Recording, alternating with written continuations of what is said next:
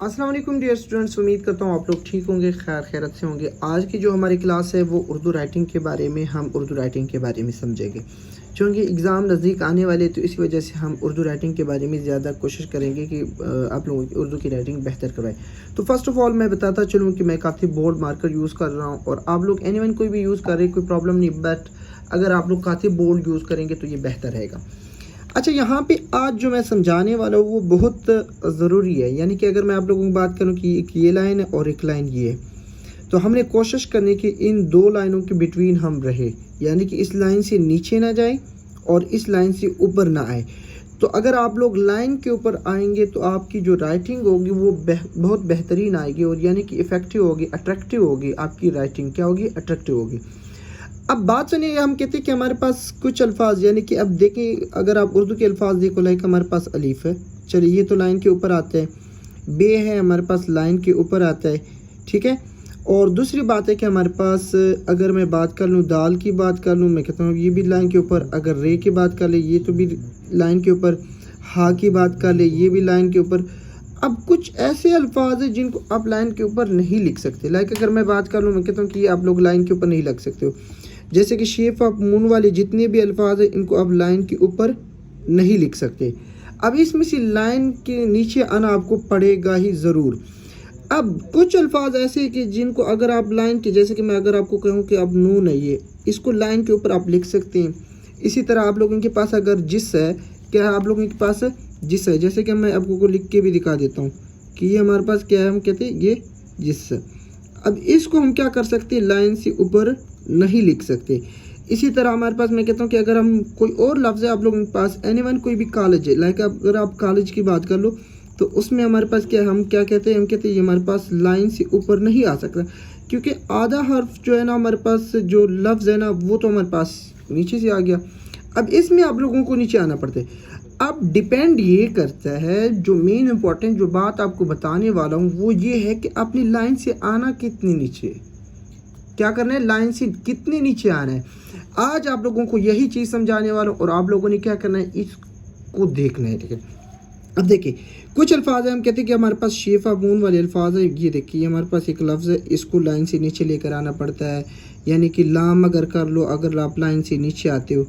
अब बात यह है कि लाइन से कितनी नीचे आना है और कितनी नीचे नहीं आना। फर्स्ट ऑफ ऑल तो आप लोगों ने ख्याल ये रखना है कि अगर जैसे कि आप लोग यहाँ पे लाइन से नीचे आए हो, फिर यहाँ पे लाइन के ऊपर आए, फिर यहाँ से लाइन पे नीचे, यहाँ पे भी। अब देखिए, आप लाइन से नीचे भी आए तो यहाँ पे कोई सीक्वेंस नहीं बन रही। क्या नहीं बन रही? सीक्वेंस नहीं बन रही। तो आप लोग अगर लाइन से नीचे आए तो सेम आप लोगों को आना चाहिए, इतना ज़्यादा नहीं आना चाहिए। लाइक अगर मैं बात कर लूँ कि हमारे पास मीम है, हमारे पास ये लाइन से नीचे आता है, इसको आप कभी भी लाइन के ऊपर ही नहीं लिख सकते, ठीक है। इसी तरह हमारे पास ये मीम हो गया, और इसी तरह लाम हो गया, और इस तरह नून अगर हमारे पास हो गया तो हम कहते हैं ये हमारे पास लाइन के ऊपर नहीं आ सकती, ये लाइन से नीचे ही आएंगे। तो अब आप लोगों को मैं थोड़ी सी हेडिंग के बारे में लेकर जाता हूँ, हेडिंग समझाता हूँ कि आप लोगों ने अपनी हेडिंग को किस तरह इंप्रूव करना है या किस तरह आप लोगों ने लिखना है। ये देखिए, हम लिखते हैं, अगर आप लोग लिखते हैं हमारे पास मुख्तसर, ठीक है, तो हमारे पास क्या है, मुख्तसर। अब देखिए मुख्तसर में हमारे पास क्या है कि ये अगर आप लोग इस तरह लिखेंगे मुख्तसर, देखें यहाँ पे मुख्तसर जवाबात। अब ये देखिए यहाँ पे जवाबात जो है ना वो तो लाइन के ऊपर आ जाएंगी, कोई इशू नहीं है, यहाँ पे लाइन के ऊपर आ सकते हैं। बट यहाँ पे जो चीज़ है कि आप लोगों ने जो मुख्तसर जो लिखा है, इससे कोई फ़र्क नहीं पड़ता। अब आपके ऊपर लाइन के ऊपर आके मुख्तसर जवाबात हो गया। अब दूसरी बात है, हम कहते हैं कि हमारे पास जवाब। अब देखिए यहाँ पे अगर आप कोई और लफ्ज़ लिखेंगे ना, लाइक मैं लिख लेता हूँ जवाब।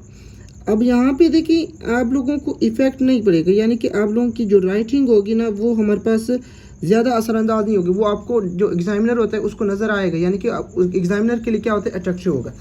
अब अगर आप लोग अपनी टीचरों से भी पूछ लेंगे ना कि सर जो राइटिंग होती है ना वो कौन सी अट्रैक्टिव होती है, तो वो कहेंगे कि जो नीट एंड क्लीन राइटिंग होती है वो अट्रैक्टिव होती है।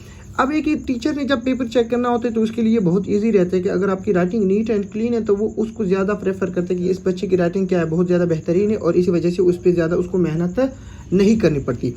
दूसरी बात है कि अगर मैं एक लफ्ज़ और लिखूँ, मैं कहता हूँ कि हमारे पास ये लफ्ज़ है, ये तफसील से, ये देखें तफसील है। अब देखिए तफसील में हमने क्या करना है, ये देखिए स्वाद लिख लिया आप लोगों ने, स्वाद लिख के यहाँ पे ये एंड देन ये, ठीक है।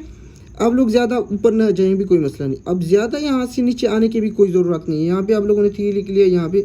अब देखिए जहाँ पे भी आप हेडिंग देंगे ना, तो हेडिंग तो ज़ाहिर सी बात है आप ऊपर भी कुछ नहीं लिखते और नीचे भी। तफसील से जवाबात, अब देखिए यहाँ पे क्या कर सकते हैं आप लोग, तफसील से जवाबात। अब इसको थोड़ा सा अगर आप लोग बड़ा भी लिख लेंगे तो कोई इशू नहीं है, जवाबात, ठीक है। तो ये आप लोगों की क्या है, हमारे पास ये जो तरीक़ाकार है ये बेहतरीन रहेगा कि आप लोग लाइन के ऊपर लिखें। अब देखिए यहाँ पे जो तरीक़ाकार है कि तफसील से जवाबात, अब इसको मैंने क्या कि इसको तो आपको लेकर आना पड़ेगा ज़रूर, इसको आप लोग ऊपर लिख नहीं सकते। तो ये आपकी क्या है, हमारे पास हम कहते हैं कि एक लफ्ज़ लाइन के ऊपर आ ही नहीं रहा, तो जब वो लाइन लफ्ज़ जो है ना वो लाइन के ऊपर ही नहीं आ रहा तो फिर उसको हम कैसे लिखेंगे। तो आप लोगों ने कोशिश करनी है कि नेक्स्ट जो मेरे क्लासेस आएंगी वो आप लोगों को मैं इस तरह डिटेल से समझाता जाऊँगा। तो आप लोगों ने कोशिश क्या करनी है कि हमारे पास हुरूफ तहजी से, लाइक अगर आप लोगों को मैं बताऊँ कि हमारे पास बे हो गया, ठीक है, इसी तरह हमारे पास दाल हो गया है, और इसी तरह अगर हम बात कर लें रे की बात कर लें, और यानी कि हमारे पास रे हो गया, फिर उसके बाद त्वा हो गया। ये देखिए त्वा, आप लोगों की ये जो अल्फाज है ना ये कभी भी लाइन से नीचे नहीं आ सकते। इसी तरह अगर आप लोग बात कर लें, हम कहते हैं कि हमारे पास जो दूसरे अल्फाज हैं, लाइक अगर आप फ़े की बात कर लें, ये देखिए फ़े में आप लोगों के पास क्या होता है, ये हमारे पास फ़े, ठीक है। अब यहाँ पे फ़े और ये काफ हो गया। अब देखिए काफ में आप लोग लाइन के ऊपर भी लिख सकते हैं, देखिए आप इसको लाइन के ऊपर भी लिख सकते हैं। दूसरे काफ ये नहीं कि यानी कि अब लोग लाइन से थोड़ा सा नीचे लेकर आएंगे तो भी कोई फ़र्क नहीं पड़ता। दूसरा काफ जो हमारे पास डंडे वाला जो काफ है, अब इसको देखने हमारे पास जैसे कि आप लोग बे लिखते हैं सेम टू सेम यही होगा, ये काफ आपका इधर आ गया। अब जो भी आप लोग मार्कर से, तो जाहिर सी बात है आप लोग हेडिंग ही लिखेंगे। अब जो हेडिंग होगी, कुछ अल्फाज लाइन के ऊपर जो आते हैं एंड कौन से अल्फाज लाइन से नीचे आते हैं। लास्ट एंड अगेन बता दूं कि जितने भी शेप ऑफ मून वाले अल्फाज होंगे वो आपके लाइन से नीचे ही आएंगे, और बाकी जितने भी विदाउट शेप अल्फाज होंगे वो आपके लाइन के ऊपर ही आएंगे, ठीक है। तो आप लोगों ने कोशिश करनी कि लाइन के ऊपर लिखे, जगह बनाए, लाइन के ऊपर लिखे, इस तरह आपकी डिस्टर्बेंस नहीं क्रिएट होगी और आपकी राइटिंग बेहतर से बेहतर होती जाएगी। फर्स्ट टाइम आपको मुश्किल होगी और इस तरह आपको ऐसा ऐसा मुश्किल आसान होती जाएगी। तो अगर आप लोगों को वीडियो अच्छी लगी तो आप लोगों ने मेरे चैनल को ज़रूर सब्सक्राइब करना है और नेक्स्ट वीडियो का आप लोगों ने इंतज़ार करना है इंशाल्लाह।